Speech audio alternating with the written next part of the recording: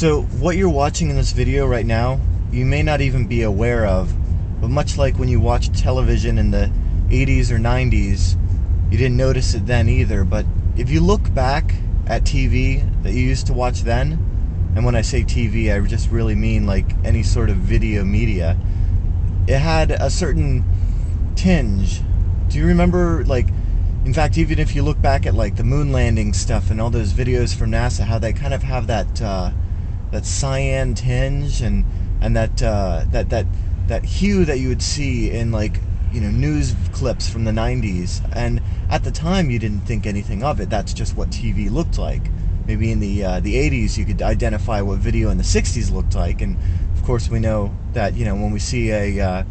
Gene Kelly movie or a Cary Grant movie and it's black and white, we can kind of figure the era, you know, or even just the birth of cinema with the that kind of sepia tone. And while we can use digital effects to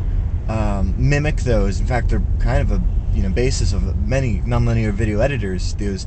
kind of 60s feel, or that that sepia tone where we add the lines and the speckle and the film dust, as if to emulate these artifacts that really represent an era.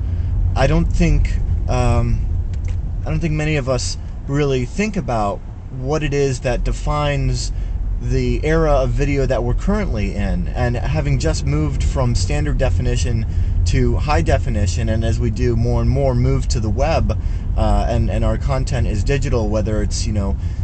streamed on your Roku or your TiVo or whatever have you, there's a definite element that is emerging that will define this early time in internet television. And I think to some extent the beginnings of HD, because what we see right now is HD. It may look so much better than the standard definition analog signal that we had in the past, but really it adds so many new elements that that we may not even notice, our eyes may have become accustomed to. But I feel like in the future, where we have, and I'm talking in the future, where we have 100 gigabit wireless links, it's not inconceivable that we would be watching, things in the nature of like 8K videos, that is 8,000 pixels across, or even more at raw frame rates, raw bit rates, saying that that each frame is essentially an iframe, or each frame is not compressed based on the previous frame, and pristine video, because with enough bandwidth you'll get to the point where you don't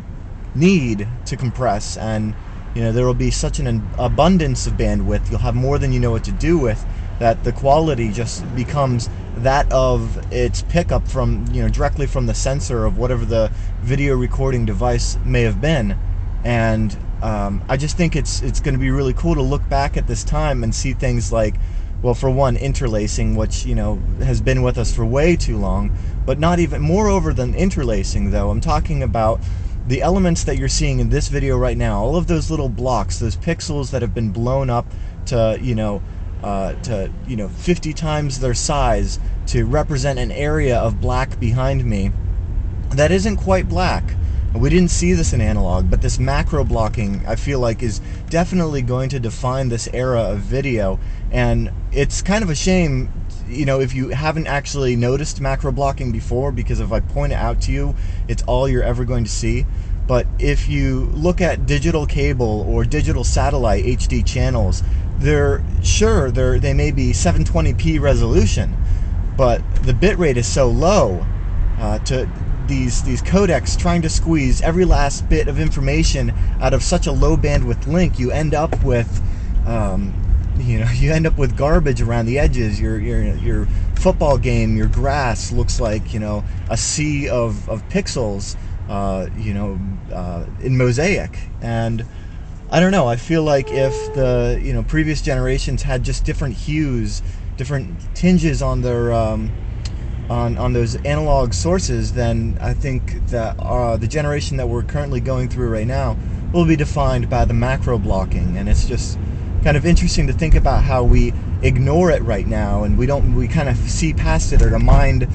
fills in the gaps, much like our mind fills in the gaps when we watch 30 frames per second, versus those new sets that'll do 120 hertz, and that may be another thing that we'll see, rather than just high bit rate with raw, full iframes, like motion JPEG, if you will. Yeah, I'm just kind of curious what you guys think about video today, as far as the elements that define it, and how it's changed so radically just in the last few years. So those are a couple of my thoughts. All right, well, I'm going to get back to traffic. Take care, guys.